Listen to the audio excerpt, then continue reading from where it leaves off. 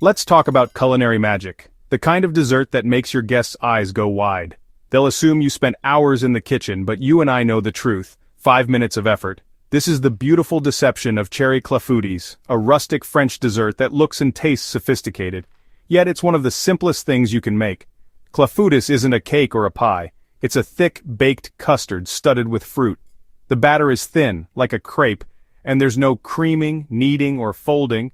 It's a dessert that lets the fruit and custard shine, with no unnecessary fuss. Why does it seem so fancy? The name for one, Clafoutis, just sounds elegant. And the presentation, golden, puffed, with dark cherries peeking through. People see it and think it's difficult, but we'll let them believe in our genius. This is the recipe for anyone who says, "I can't bake," or needs a last-minute showstopper. We're going to demystify this classic and make it foolproof. By the end, you'll be able to whip up a clafoutis with your eyes closed. Well, maybe keep them open for the oven. Safety first. What is clafoutis? The name comes from the French verb clafir, to fill. You fill a dish with fruit, pour over a simple, egg-rich batter, and bake. The result, a firm yet tender custard, denser than a soufflé, lighter than cake. Traditionally, it's made with unpitted black cherries, which add a subtle almond flavor as they bake. Just warn your guests about the pits. Now, the modern twist, the blender. Instead of whisking and risking lumps, toss all your batter ingredients in a blender.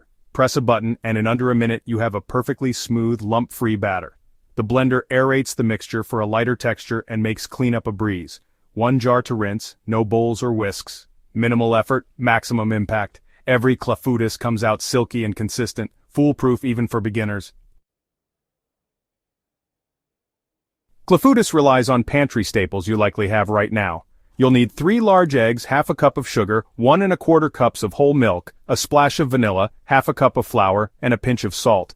The fruit, about a pound of fresh cherries, pitted or unpitted. If you don't have whole milk, 2% or even half and half works. Fresh cherries are classic, but thawed, drained frozen cherries are fine. Don't stop at cherries. Plums, apricots, peaches, or berries all work. Use firm, ripe fruit that holds its shape. You'll also need a bit of unsalted butter to grease your baking dish. A 9-inch pie plate, cast iron skillet, or ceramic dish is perfect. Grease well and dust with sugar for a caramelized crust. These small touches elevate a simple dessert. No fancy ingredients, just smart technique. That's the secret. Time for action. Preheat your oven to 375 degrees Fahrenheit, 190 degrees Celsius. Generously butter your baking dish, then coat with sugar for a crisp crust. Arrange your cherries in a single layer. In a blender, combine eggs, sugar, milk, flour, vanilla, and salt. Blend until smooth and frothy, about a minute. Pour the batter evenly over the cherries. Some fruit may float, that's part of the charm. Place the dish on the middle oven rack. That's it, the hard work is done. Let the oven work its magic, transforming your simple batter into a golden, puffy masterpiece. No stress, no fuss, just anticipation. Bake for 35-45 minutes until puffed and golden with a slight jiggle in the center. Let it cool for 15-20 minutes to finish setting. Dust with powdered sugar for a classic finish. Serve warm for the best flavor and texture, soft, custardy, and comforting. Enjoy straight from the dish or slice and plate. Add whipped cream or vanilla ice cream for extra indulgence.